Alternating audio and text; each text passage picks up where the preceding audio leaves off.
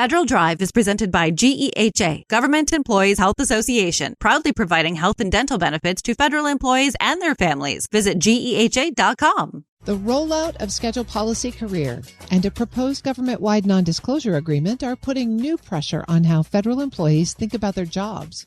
From security and accountability to what they're willing to say out loud. The effects are starting to show up in real ways across agencies. John Hatton of NARFE is here to connect the dots for us. John, it's great to have you. Thanks for joining me today. Thank you for having me. There have been a couple of really big headlines in the federal workforce. Let's dig into both of them and start with the Schedule Policy Career Executive Order. People have been waiting for this. It finally happened. 8,000 positions moved onto that schedule. When you hear from federal workers who've just been reclassified, what are they telling you? What is this feeling like, or what does it mean? I think people are worried and anxious and not sure what it means.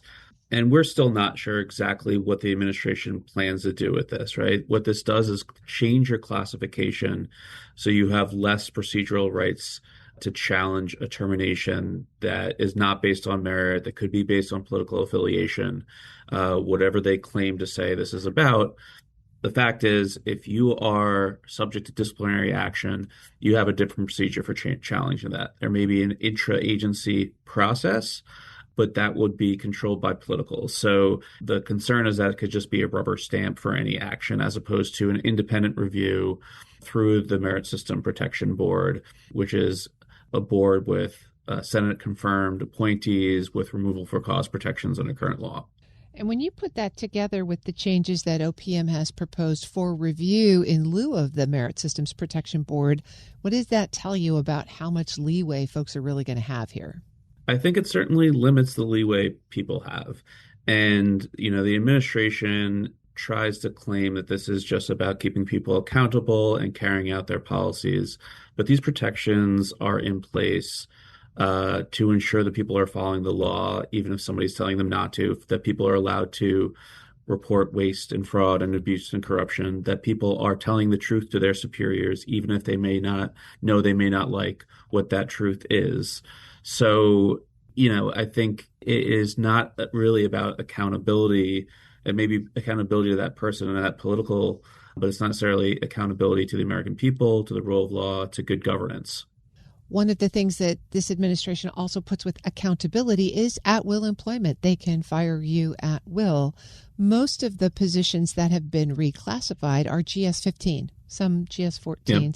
What does moving to an at-will status for these senior folks actually mean? I think we'll have to see, right? We don't know what the administration intends to do with the individuals reclassified into these positions. The worst case scenario is they want to wholesale fire them and use the lack of real legal protections to prevent that from happening. I think that's maybe unlikely, but the next worst thing is kind of selective terminations of people who are good at doing their jobs, professional, nonpartisan, trying to do their best on behalf of the American people, but that goes against some politically motivated or corrupt purpose that somebody is trying to drive. So the next step down the line is that it is just a greater degree of an axe hanging over somebody's head, and when they're doing their job, a little bit more fear of speaking the truth, a little bit more bending your views to what your boss wants to hear versus what is best for the agency and the mission. So there's different, I think, scenarios of how this happens. There could be variation among agencies, certainly variation depending on who the political appointee is above you. So you may have some perfectly fine political appointees that are doing a good job on behalf of the American people. They're following the policies of the administration, but they're not looking to do anything untoward or try to break the law or push policies outside the bounds of what's legal. So I think we'll have to wait and see if this totally moves forward, kind of how it's implemented by this administration and potentially future administrations. I realize we're in the realm of conjecture here, but one of the examples you just offered, not wholesale firing of these folks, but a few high-profile removals of people who've maybe offered their best professional opinion in a way that was counter to what the administration hoped. What sort of a chilling effect do you think that would have in the broader workforce? I think it would have a massive chilling effect. I think you terminate one person, and I think everybody else gets the message, and they then have to make a decision: do they want to stay with that agency? If they do, are they going to change their behavior in a way that is detrimental to the mission of the American people? And I think that is certainly a concern, and probably one of the most dangerous concerns, because I think the wholesale firing probably gets more political attention, probably gets more pushback. I think the selective firing of people, particularly if they're doing the right thing, whether that's, for example, the Department of Justice declining to prosecute somebody based on political motives, or prosecuting somebody based on political motives, or declining to. So those types of situations, declining a contract award or grant, or giving one based on political motives outside of objective criteria, I think they're all troubling scenarios that I think we have this merit-based, professional, nonpartisan civil service to provide a degree of objectivity to government operations. And I think that starts to go away with this new policy. John Hatton is the staff vice president for the National Active and Retired Federal Employees Association. John, on that note, let's turn to the other policy that got a lot of headlines recently, and that is the deployment of a proposed government-wide non-disclosure agreement. It seems like it would apply to everything from internal deliberations to personnel matters. What's your biggest concern there at NARFE about how broadly this defines classified information or confidential information?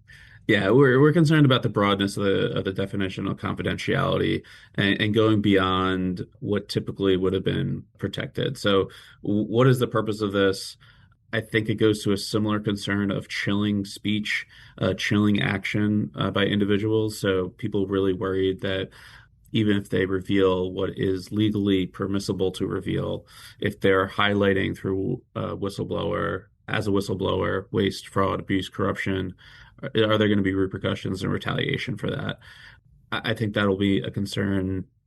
I think that's a concern for the American public in terms of right to have information about what the government's doing. There is a line somewhere where things should be internal deliberations and should be confidential, but when you make an extremely broad definition of that confidentiality, that's ill-defined. The federal employees themselves may not know where that line is, and that certainly may chill them from speaking out against actions that they find troubling, that they think the public has a right to know legally, but they're now concerned about the retaliation that would happen if they do speak out. The administration says that whistleblower protections still apply. You sound like you might not be so sure. Well, yes, they may still apply, but does this add a new threshold that reduces transparency into government operations that is not really needed for pre-decisional involvement, for deliberations, for a functional purpose of the government? And does it define terms like confidential information so broadly as to go beyond what is legally permissible, or at least have individual federal employees concerned that they can't go beyond or to the threshold of what is legally permissible? So the chilling effect from the broadness of the definition, and I think the fact that it is adding a new restriction that reduces transparency beyond what we have under current law. NARFE has said that current law already restricts this disclosure, that this is not necessary. What is the motivation then, do you think, behind putting this out? I'm not a psychologist, so I'm not going to look into the motivations of the administration. They have claimed that they want to make sure that pertinent information is not disclosed. And certainly, in certain scenarios, classified information we would agree with, things that would disrupt operations. We understand that motive, but we also think, the public has a right to know, and federal employees faced with the moral quandary of keeping their job or revealing something that's really important for the public to know. Whether this administration or another administration, I think it's critical to have some of those protections. I think there's already a veil covering government operations and difficulty understanding what's going on. And I think there's certainly a balance there between the federal government's need to have confidentiality and pre-decisional involvement in carrying out what they're doing, but also this is not a privately owned company. This is the federal government and is essentially owned by the American people as represented by Congress. So the executive branch does not have an exclusive right to this information. And when you put these two actions together, less job protections on one hand, tighter limits on what you can say on the other, how are federal employees receiving these two messages together?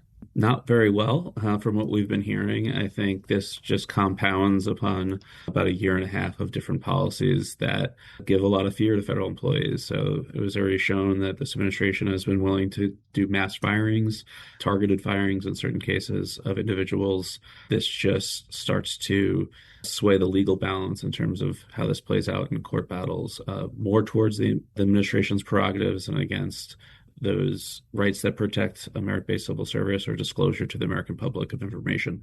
I've been speaking with John Hatton. He's Staff Vice President of the National Active and Retired Federal Employees Association.